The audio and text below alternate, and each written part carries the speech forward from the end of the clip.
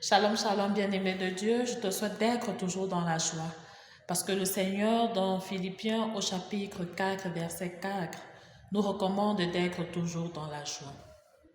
Alors, mon partage de cet après-midi porte sur le thème chrétien témoin d'espérance. Il arrive très souvent que nous qui avons accepté Jésus-Christ comme Seigneur et Sauveur de nos vies, nous qui avons répondu favorablement à son appel d'être ses disciples, nous qui avons décidé de mettre nos pas sur ses pas, que nous passions très souvent face aux critiques de nos frères, sœurs, amis vers qui nous allons porter l'évangile du Christ, qui non seulement se montrent réfractaires, mais aussi nous intriguent, nous critiquent et se moquent même souvent de nous en disant: tu te dis chrétienne, mais on ne voit rien d'extraordinaire dans ta vie ne ressemble à rien et tout, parce que eux, ils ont une conception autre de la vie chrétienne. Pour eux, le chrétien doit rouler carrosse. Le chrétien doit mener une vie d'aisance, une vie épanouie. Le chrétien doit être bien, financièrement parlant. Ça, c'est la conception qu'ils ont. Et ils n'ont pas totalement tort, parce que Jésus lui-même dit que l'or, l'argent lui appartiennent. Sauf que c'est une manière de penser qui est erronée. Parce que si nous sommes disciples du Christ, et ça c'est pour t'encourager mon frère, ma soeur, toi qui fais face à ce genre de critique, à ce genre de moquerie, ce qu'il faut savoir, ce qu'il faut intégrer, c'est que le disciple n'est pas au-dessus du maître. Et c'est Jésus qui nous le dit dans sa parole. Le disciple n'est pas au-dessus du maître. Nous sommes à la suite de Jésus. Jésus, il a connu la difficulté. Il a enduré la difficulté. Ça n'a pas été facile pour lui. Preuve, il a été humilié. Il a été bafoué dans son honneur. Il est mort sur une croix pour nous sauver. Ne crois pas que parce que tu te mets à sa suite, tout te sera facile. Comme ton maître, tu dois endurer. Tu vas subir l'humiliation. Tu vas subir la moquerie, comme on le subit très souvent. Donc ne te décourage pas. Parce que le chrétien, il a une croix à porter à la suite du Christ. Et il le dit dans Matthieu 16, verset 24. Et là, il s'adresse à ses disciples. Celui qui veut marcher à ma suite, qu'il renonce à lui-même, qu'il porte sa croix et qu'il me suive. Oui, les autres qui nous critiquent, qui se moquent de nous, ils nous attendent, ils s'attendent à nous voir rouler carrosse, rouler dans de grosses voitures, avoir de belles maisons, de beaux emplois et tout. Ils n'ont pas totalement tort. Mais le Seigneur, il peut te le donner s'il le veut. Mais il permet que tu portes ta croix à sa suite. Cette croix qu'il te donne, c'est pour t'assagir. C'est pour que tu puisses gagner en maturité spirituelle. Oui, parce que tous, nous avons une croix à porter à sa suite.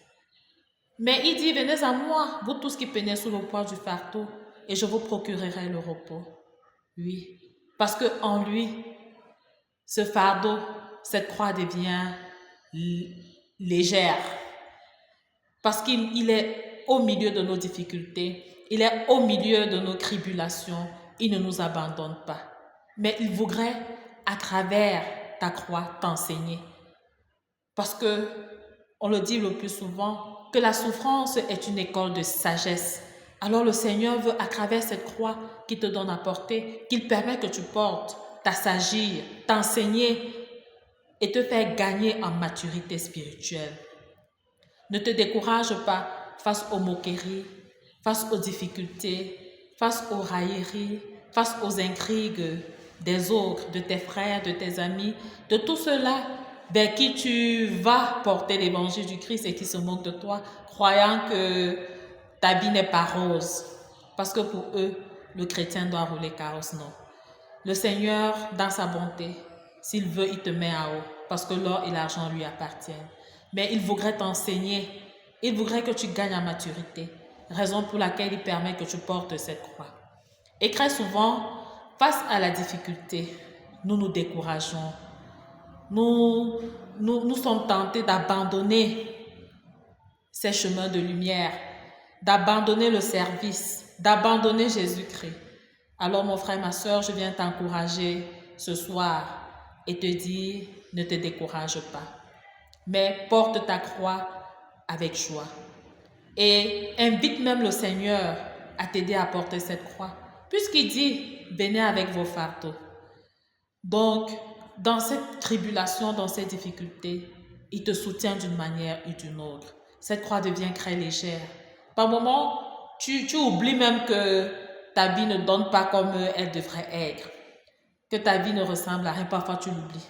Alors, mon frère, ma soeur, il y a des figures comme Job dans la Bible. Un bel exemple illustratif. Job était un fidèle de Dieu. Il était très riche. Mais il a été mis à l'épreuve. Et en un clic, il a tout perdu. Mais il est resté fidèle à Dieu. Il ne s'est pas détourné de lui. Il ne s'est pas détourné de son regard. Et c'est à ça que le Seigneur t'invite, à être un chrétien témoin d'espérance pour tes frères, pour tes sœurs, pour tes amis, pour ceux-là avec qui tu chemines sur la voie du salut et qui ont tendance à vouloir se décourager face à la difficulté, qui ont tendance à vouloir abandonner parce que leur vie ne donne pas. Non, le Seigneur voudrait que tu sois un reflet pour eux, un témoignage vivant. Le Seigneur voudrait que ton expérience puisse leur parler, puisse les enseigner. Alors mon frère, ma soeur, je viens à travers cette vidéo t'encourager à rester fidèle au Seigneur, quel que soit ce que tu endures, parce que ta souffrance, elle n'est pas éternelle. Il y a un temps pour rire, il y a un temps pour pleurer.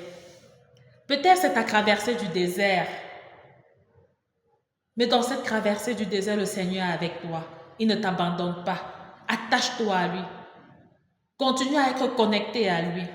Continue à lui manifester ta fidélité. Il ne t'abandonnera pas. Il sait ce qu'il recherche à travers cette croix qu'il te donne de porter. Et la croix, ça peut être la maladie. Ça peut être le célibat. Ça peut être l'infestation diabolique. Ça peut être le chômage. Ça peut être la stérilité. Tous ces problèmes auxquels nous faisons face au quotidien. Oui, ce n'est pas facile par moments. Nous sommes faits de chair. Et par moments, on a tendance à vouloir se décourager. Mais je voudrais t'inviter à travers cette vidéo, mon frère, ma soeur, à ne pas te décourager, à tenir bon face à l'épreuve, mais à garder le regard fixé sur Jésus, sur le roi des rois, sur le Seigneur des seigneurs, sur celui-là même que tu as accepté comme Seigneur et Sauveur de ta vie, parce qu'il ne t'abandonne pas. Mon frère, ma soeur, le Seigneur voudrait que tu sois un chrétien témoin d'espérance pour les autres, pour ceux avec qui tu chemines et qui ont tendance à vouloir baisser les bras, à vouloir abandonner. Qu'en te voyant résister, qu'en te voyant persévérer, que ce soit un témoignage fort pour eux, que ce soit un exemple, que tu sois un exemple à suivre, que tu sois un exemple illustratif pour eux, pour qu'ils n'abandonnent pas, mais qu'ils tiennent jusqu'au bout.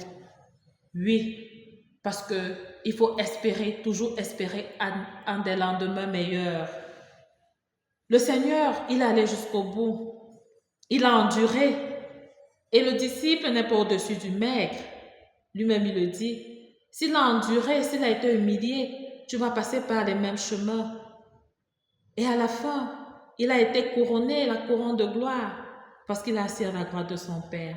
Mon frère, je voudrais t'encourager à ne pas désespérer, à ne pas abandonner. Parce que oui, le Seigneur te réserve le meilleur pour la fin. La fin, il va t'accorder ce que tu veux. Même si ce n'est pas ce que tu lui as demandé. Il va faire tout concourir à ton bonheur. Il va te permettre de mener une vie d'aisance, une vie épanouie. Oui, parce que tu le mérites, parce que tu es son ami, parce que tu lui es resté fidèle. Alors, ne te décourage pas. Continue d'espérer en des lendemains meilleurs, parce qu'il va changer ta situation.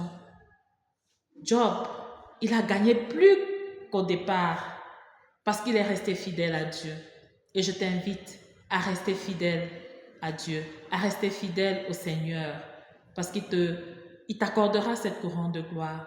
Il te bénira, oui. Et tu oublieras tout ce que tu as subi, cette traversée des déserts, ces moqueries, ces railleries.